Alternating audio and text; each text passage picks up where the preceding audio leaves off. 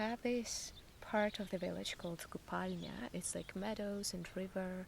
and open space, really beautiful, huge area. And I went to walk there and to kind of like say goodbye to Kupalnya, and I heard the air siren from the nearby village, and that was really surreal experience, because you know that place where you grew up, running with friends, cycling with friends, swimming in the rivers, herding cows, going for walks, taking the wild mint to make some tea, and then just that surreal sound. But yeah, it's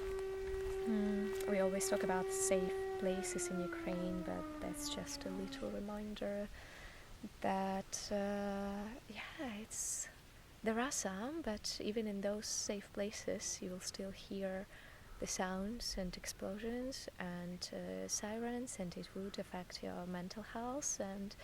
you can't really feel truly relaxed